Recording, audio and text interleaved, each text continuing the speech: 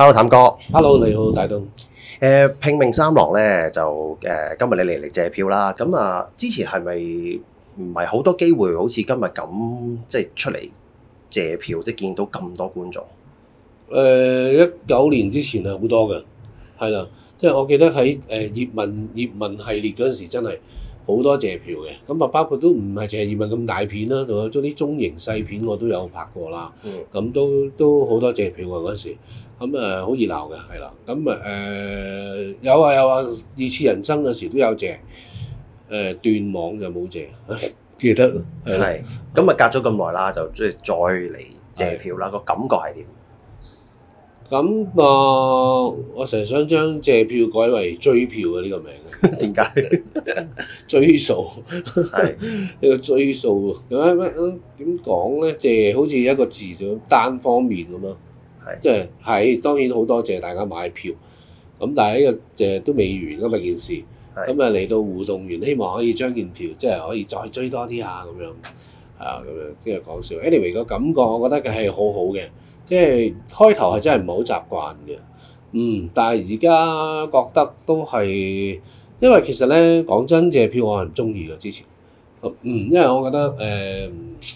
好似已經完成咗，對我嚟講，我又唔係好多嘢講嗰啲人嚟㗎，咁所以係好辛苦嘅，要應對唔同嘅觀眾嗰個唔同嘅問題啊，有啲即係我個人就比較認真啦，就好想答得好好啊，咁但係其實又唔夠時間啦，咁呢類似咁樣咯，咁但係而家近年咧，我覺得今次借票又心態唔同咗，即係可能就放鬆啲啦，好坦誠咁面對觀眾嘅。佢哋係點係點咯，即係個感覺係，即係大家都聽到好多真係好用心分析睇完，即係因為佢哋啱睇完，好多我暫時都係影後即係睇完影後分享，影後嚇，咁就所以就好啲啦。咁大家睇完，起碼即係好，佢哋好快就已經表達到佢哋想知想問嘅嘢，咁所以就係開心嘅。分享到嗰種即係比較學術性嘅，我感覺上好似上堂咁樣。有冇邊啲問題係比較深刻㗎？你覺得即係原來啲觀眾咁樣諗都幾得意喎。今次咧有好大嘅感覺就係好多觀眾，因為今次因為拼命三郎都係原來都我唔知觀眾係未預計到觀眾係會有呢種係咪同我同步嘅感覺。咁原來真係有好多中年嘅朋友啦嘅觀眾啦。都係睇住我好成長嘅，咁原來佢哋好坦誠咁喺戲院度講啦，對住我講咧就係即係真係支持我咗好耐啦，咁好開心睇見我有呢一部電影，好開心有一部真係正正經經嘅一部屬於我擔綱嘅一部電影，咁仲要連個戲名都係嗰個人名咁，即係基本上係我諗呢個都係我自己一路都覺得我一路欠虧待咗我啲 fans 嘅，即係講虧待可能比較負面嘅，比較煽情啊，煽情啲矯情啊咁但係我就的而且確係咁諗嘅，因為我覺得即係好多，因為我其實好多時我自己都經歷中間嘅過程裏邊，我自己都即係放低咗啊嘛，人會要放低要向前噶嘛，move on， 咁你 move on 咗之後，但係你見到原來好多中意你嘅 fans 啊、影迷啊、歌迷咧，佢哋仍然係期待你係仲有一個機會可以係正式咁樣去呈現一個飽滿啲嘅電影啊，一個飽滿啲嘅氣氛啊，可以發揮得淋漓盡致啊，盡情俾到我去發揮啊咁。咁我咁多年睇嚟睇去，一路睇到呢啲，即係有咗 social media 之後有咁多留言咧，咁我就覺得即係。我越係睇到呢啲我就越慚愧，即係我覺得，哎呀，仲冇一個一路無論唱歌又係啦，即係冇一個演唱會啦，又冇一部擔綱嘅電影啦，咁所以即係感動嘅，即係睇到好感動，即係都流過好多眼淚㗎啦，睇到你哋嘅留言嘅時候，咁所以今次借票嘅時候聽到呢啲留言咧，似乎佢哋真係即係呢部戲真係好似中咗佢哋嘅即係心願啦。咁我自己好似都雖然暫時嘅票房唔係話真係好理想，咁但係我都覺得自己即係都盡咗力啦。咁導演亦幫我盡咗力啦。咁所以都開心嘅，即係都要冷靜下，令自己即係覺得原來好多人支持你都未必一定成功嘅。咁不過我自己覺得成功定義即係你會即刻諗成功嘅定義係咩咧？咁唔係一定係票房好好咁就叫做大成功啊，好成功嚇。咁我自己心目中覺得今次我真係可以滿足到好多，我除咗我自己之外，仲滿足咗好多支持咗我好耐嘅朋友啦嚇。呢一個石三郎呢個角色啊，當初點解會即係有呢個機會同阿陳大利導演合作？即係個緣起係乜嘢？唔知㗎，好神奇嘅你永遠唔知道原來有一啲人咁支持你咯，即係可以咁講，咁支持自己咯。咁又拍緊張天志嘅時候咧，佢係編劇啦，因為好似係葉問之後先拍張天志嘅，係啦。咁所以拍緊葉問嘅時候咧，我同拍我嘅戲份嘅時候，我同導演好好啦，葉偉信就係好好傾，佢又好中意諗點樣做好每一場戲啊嘅導演嚟嘅。咁好多時都會拍我嘅戲份嘅時候，唔知點解葉偉信同葉偉信導演同陳大利就好侵埋我玩啦，一齊三個同埋做副導演啦，一齊度嘅，一齊度好多。咁得唔得就要諗下咁咯，咁樣好多去度。咁喺嗰個時候可能係建立咗一啲友情啊，即係咁喺嗰個時建立咗一啲友情。咁同埋通過大家溝通諗緊戲劇嘅時候嗰個處理方式嘅時候，大家係有咗一種默契，同埋有咗一種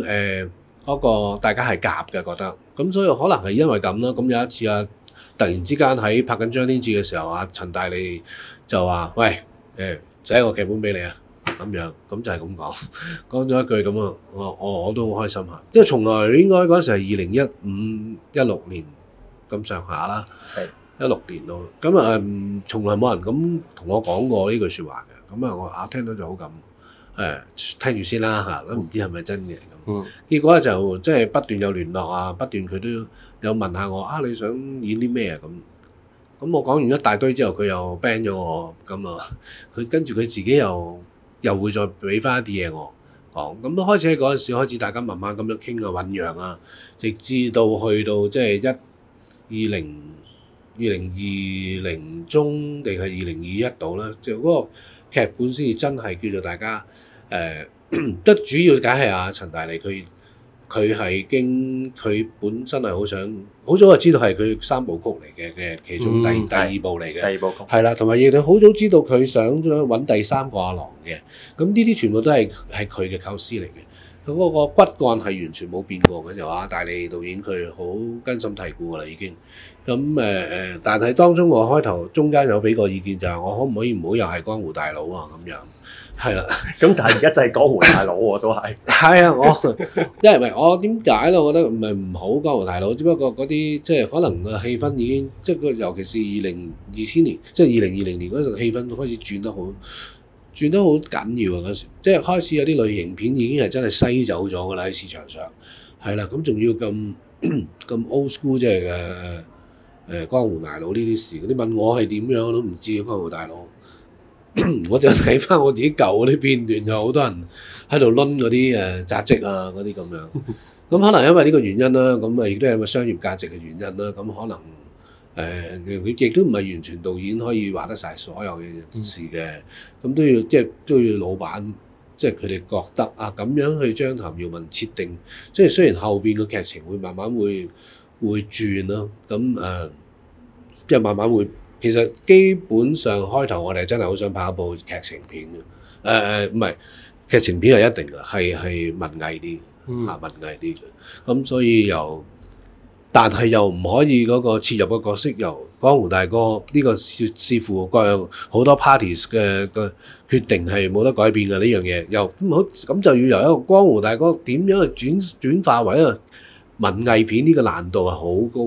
咯。咁當中點樣難法，我就真係聽阿大利講咗好多。咁喺呢幾年我都聽到阿大，因為咁樣同佢溝通咗多咗啦，我都學識咗企咗喺導演同埋編劇嘅角度裏邊去思考啊。咁呢樣嘢係我覺得收穫好大嘅。因為除咗翁子光導演同陳大利導演呢兩位就係我因為喺佢哋兩身上學得最多嘢嘅，即係喺關於佢哋點樣去結構個劇本嘅時候，咁呢啲嘢係我學得最多，喺呢幾年裏邊亦都係同阿大理學得學到最多。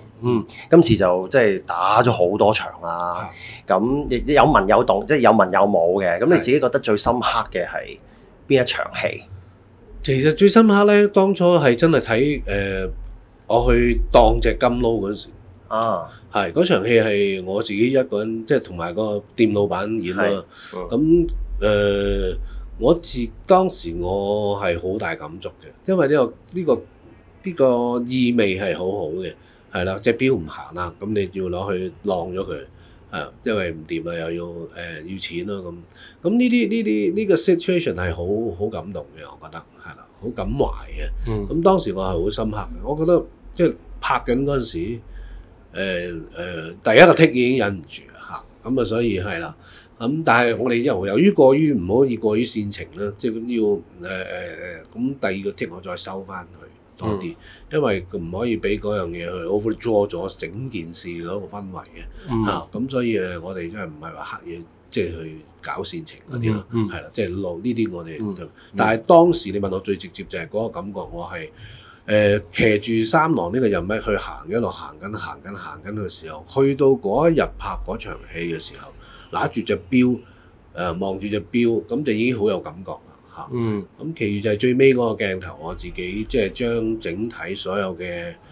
自己嘅半生啦嚇，同埋三郎嘅一生啦、半生啦，混合埋一齊去做一個冇對白嘅一個表情。即係一路醫院嗰個係嘛？瞓喺臨尾最後嗰個場。係最後嗰個啦。係嗰個都係幾你話都幾考題，即係幾考一個演員本身嗰個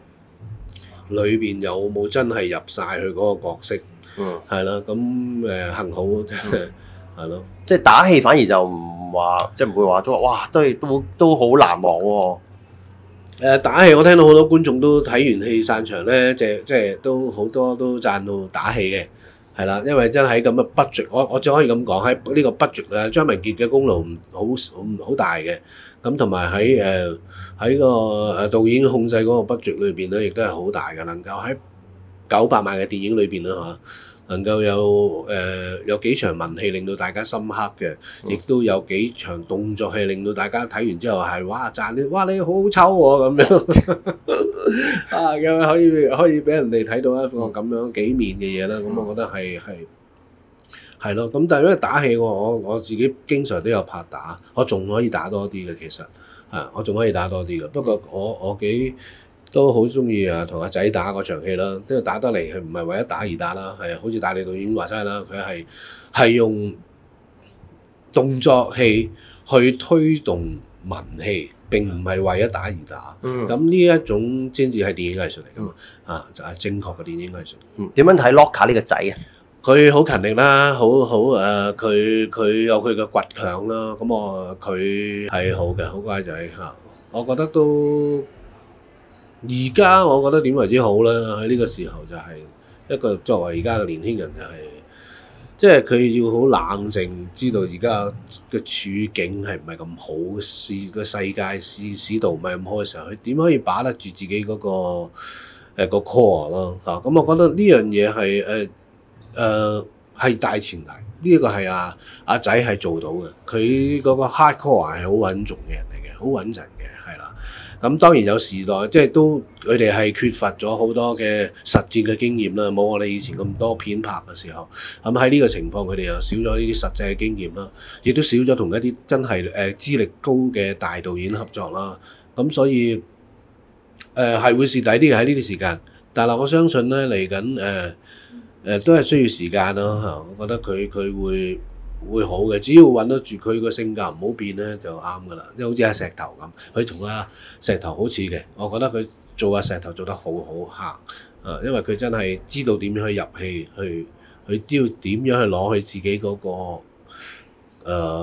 本身個 core 去融入個角色度，係啊，咁呢個係一個好唔係人人都有嘅一個天分嚟嘅嚇。